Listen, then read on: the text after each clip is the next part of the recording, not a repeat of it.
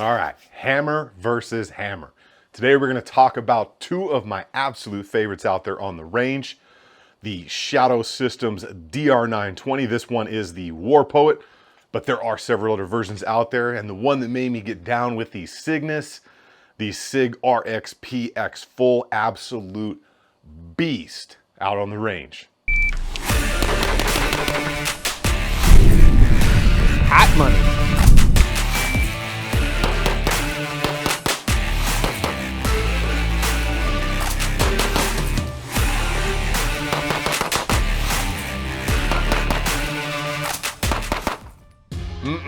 Both of them are so good. So how can we love two things that are so completely different? I guess it's like when your parents said we love you all for different reasons when they're talking about you and your brothers and your sisters.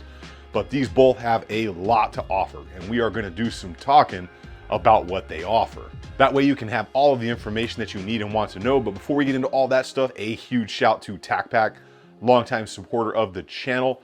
If you don't know what they are a monthly subscription box. You could get everything from parts for your build, cleaning kits, coffee cups, or cool gear for camping, hunting, or fishing, whatever you are into.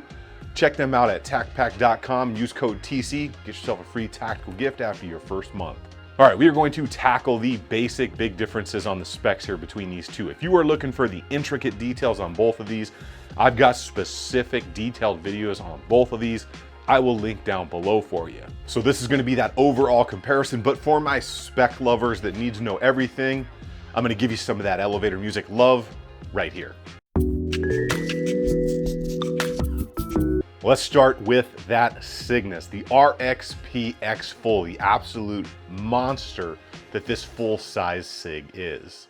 This version is the full-size Big Honey, supplying all the love out there on the range with the X grip module and the magwell that fits into the X grip module from the factory. This is going to have a single finger groove on that. That grip texture is solid. I do wish there was a little bit more of it, kind of that sandpaper style texture going on there. And we have a solid, good sized trigger guard on here, so you're not gonna have any issues. No double undercuts or anything crazy, but it's gonna give you everything you need to work with, even if you've got larger fingers. Out on the front, we have 3 sections of rail for all of your lights, lasers, and bayonet needs for any attachment you wanna put on there. When it comes to that trigger, this one has the Apex flatty in here, but the normal flat X series trigger is actually quite good. And I will say right off the bat, it's a little bit better than the Glock style Shadow Systems trigger because it's just a little cleaner on the break and the pull, although it does not have as positive a reset as the Glocks or the Shadow System style stuff does. And for those of you that don't know, there's actually a slot up in the back of the grip here in the module from SIG that will allow you to add those either steel or that big heavy tungsten weight in the back to keep that thing nice and portly on the range, which is going to help keep it a little bit more flat, but it's going to add a lot of weight. So if you're holding it out there extended forever, you're definitely going to know you're carrying Big Bertha in the hands. Moving up just a little bit, we get a single-sided but reversible magazine release. We're going to have a ambidextrous slide stop slide release and a very large beaver tail to control that buck from that high bore axis out in the range. Actually, I'm just kidding. High bore axis stuff is way overblown, because you can shoot this thing super fast and super flat. You just got to hold on to her. Up top on that slide, you're going to have SIG's Nitron finish. You're going to have front serrations, rear serrations. You're going to have the tall X-ray SIG sights on this version. And you're going to get that deep optic cut in there with plenty of thread depth to get a hold of. But it's going to be in the Delta Point Pro or Romeo 1 Pro pattern. And I know the newer versions do have better options. The RXP series is slightly different than some of the other X series that have the rear sight integrated into the plate. This one is different. It's more of a normal style where that rear sight is on its own and is not attached to the plate, so you get to have the rear sight and the front sight with the optic. This SIG is one of my favorite pistols because it runs fast and it runs hard. Everything from the grip angle to this, to the length of pull on that trigger, and just how natural it feels, whether I'm doing ready up drills or whether I'm doing from the holster, or especially magazine exchanges. There's just something about the angles of the SIG X series grip modules that just absolutely work for me. I am not a huge fan of the regular SIG grip modules, but there's something about the X that just feels right. It just feels like apple pie right, like American pie, apple pie kind of right. And if you're into the aftermarket, there's plenty of aftermarket goodies for this. A couple of the ones I'm actually testing right now are from a company called Align Tactical. So these big extended takedown buttons right there, which are just a massive ledge for your thumb to get onto. And then some extended magazine release controls right there. I'll probably do like a short, like a 5-minute kind of video on something like that because they're small parts, but they make a big difference out there. All right, that DR920. Now this one is the War Poet. There are several different versions out there, and I don't think it's any secret that I love me some Shadow Systems. I personally think Shadow Systems has nailed it on this thing. Everything from the grip angle, the grip texture, the double undercut, the factory magwell, the interchangeable back straps. There's just so much good going on with this pistol. Tackling that texture first. It's that aggressive, not abrasive sandpaper texture, and it is everywhere. It's all around the front, the back, the sides. It gives us everything we want. If you got bigger hands, they got a bigger back strap. You got smaller hands, they got a smaller back strap. You want something in the middle, they got that one too. And hands down, you can fit this thing. You want the magwell on, you can put it on. You want the magwell off, you can take it off. You really get to tune this thing how you want when it comes to the fit of your hand. You've got a little bit of a beaver tail out there and back. I guess you could say it's un poquito. It's a little bit. It's not big, it's not small. It's gonna help. Coming up under that trigger guard, you've got that double undercut. That is very nice, gonna help you stay way high up on that grip, which is further gonna help you control that recoil impulse. Moving out to the front, you're only gonna have one slot for accessories, but hey, you can still hook up whatever you want to include that mini bayonet that I know all of you love. Moving forward on that slide, you've got those nice deep depressions up front, those accelerator cuts or reference points, whatever you want to call them, that not only poke out for your thumb for that ledge to get onto, but also has that same aggressive sandpaper texture. More grip, more surface area equals more recoil control. And the trigger on the Shadow Systems, it's full custom out of the box. It's good, still Glock style trigger, so you're gonna have a little bit of that Glock feel, but vastly improved, not only in the tactile feel with that flat face, but the overall performance of this trigger. And as you break this in, because there is a break-in process with the Shadow System stuff of about 400 rounds, because it's a full custom rig, it will continue to get better. Now, when we move up top, there are a couple of different flavors of the slides and barrel and different coatings and colors you can get here. This one's got serrations everywhere. You've got some front serrations, some rear serrations, some serrations across the top. You can rack this thing every which way but loose. You're gonna have some windows on there to show off that sexy fluted barrel in there. You're gonna have those mid-height front night sights with a darked out rear. And you're gonna have the proprietary cut that Shadow Systems gives you for your optic, which is gonna be deep, so you don't have to have those massively gangly tall sights on there. But it's gonna be usable with multiple different optics of multiple different sizes due to that shim design that they have in there. And it's gonna give you a ton of thread depth because they have completely redesigned the EDP assembly in there. So the extractor, depressor, plunger setup in there normally goes all the way to the back of the slide where the back plate is. Shadow Systems has redesigned this to give you more thread depth on the side where that EDP is, which is what controls your extractor right there. And is gonna give you the option to run deeper threads to lock that optic into place. When it comes to the aftermarket, there's not a lot left to be done when it comes to the Shadow System because they've pretty much done it all for you. But it is a Glock-esque or a Glock style of pistol, and many of those parts will work. So you can change certain things out. Others are going to be proprietary, like that EDP assembly. So how do these monsters run out on the range? Starting with that SIG. This thing is a beast out there. It does have a higher bore axis, but that's largely overblown, so don't buy into that. Very controllable. You can run this thing super flat, super fast, and like I said, it is very natural. The feel in the hand of the SIG is great. Everything from the angles to the grip texture to that single finger groove, and especially that magwell down there on the X grip for the magazine exchanges. This thing is outstanding when it comes to that range performance. And I've said this before, it almost hides your deficiencies. So I can find myself making minimal mistakes here and still just being right where I want to be on target and be just as fast as I want to be. I'm not saying that's a good thing. I'm just saying that's how it is. One of the best things about that SIG RXP X Full, the 21 round Pez dispensers. Who does not love a 21 round magazine from the factory for all of your range needs? The overall quality of the SIG feels great. The reliability has been 100%. I've run on everything from junk to high-end self-defense ammo. I have not had a single issue from this that was not a bad primer. I think I had like one bad round that went through this, and that was really about it. Not related to the gun, obviously related to the 25-cent piece of ammo. One thing I will say SIG should probably work on is the reset of the trigger.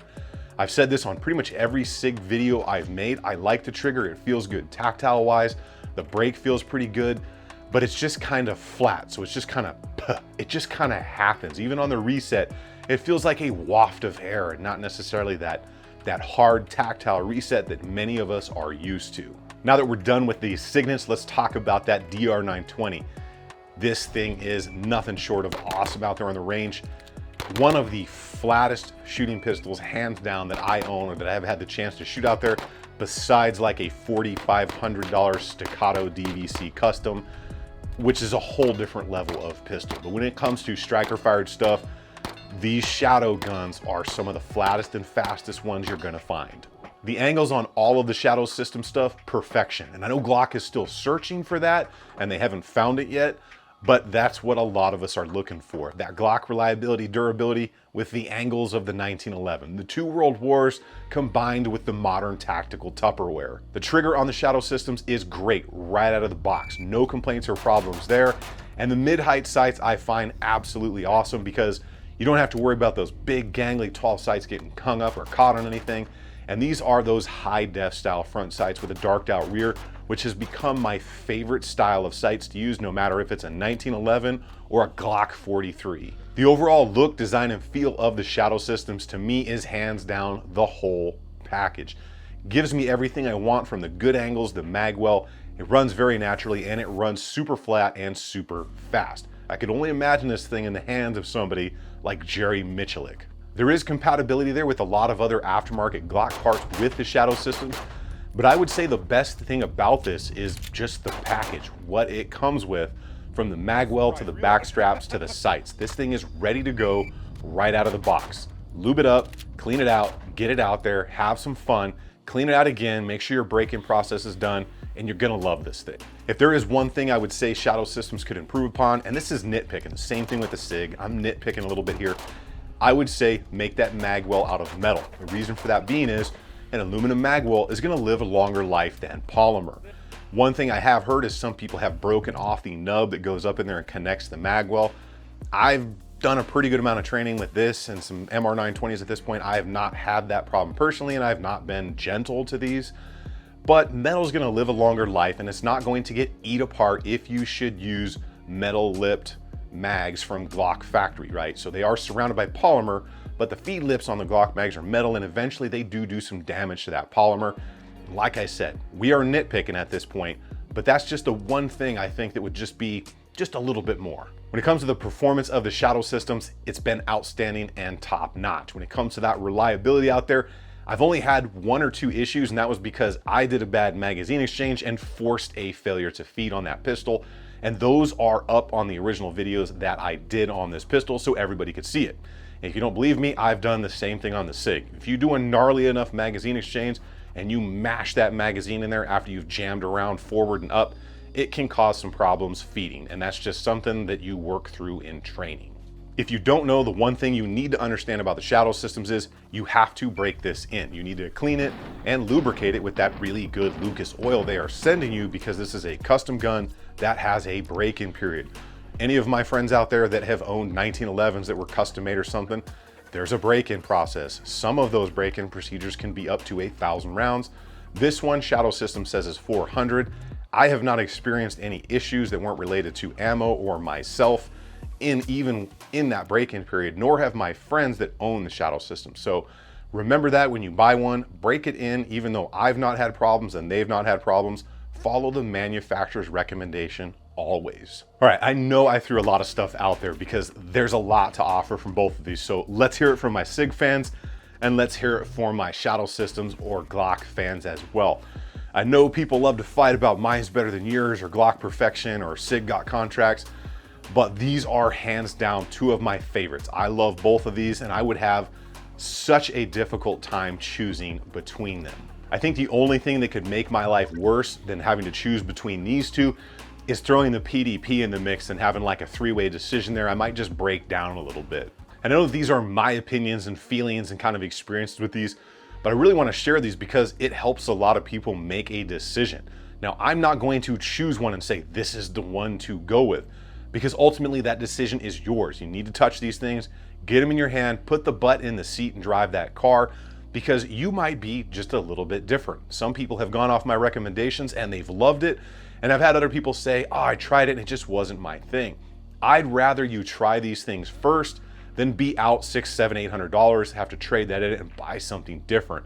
So I'm not telling you which one I would personally go with, because it's a really difficult decision. And for you, it's a very personal decision that you need to make on your own with all of the information that you can acquire prior to purchasing. When it comes to that price point, you're going to pay a couple $100 more for that shadow systems.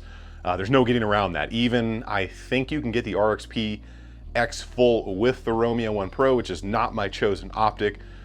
I think you can get that whole package for like the same price you can get these shadow systems for. If you buy the War Poet version with the optic, or the MR920 with the Holosun 507 on it, you're gonna pay right around $1,100 or $1,200. Sometimes you can find them on sale. So you're going to pay a few $100s more for that. And that's going to be up to you on what you want and what ultimately works and you perform the best with. But if you're happy with it and you perform good with it, then we can all be happy, and we can argue in the comments over my SIG is better than your Glock, my Shadow's better than your SIG and your Glock, and then H&K guys get in there and just say all kinds of really weird stuff, and then the Canon guys come in.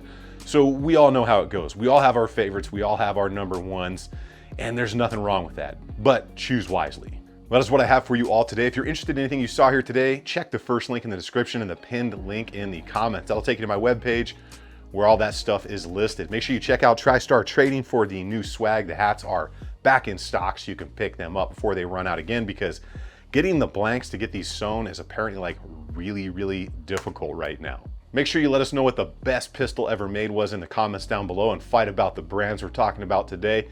Get subbed up, and remember, if you stay ready, you ain't got to get ready. I will see you all on the next one.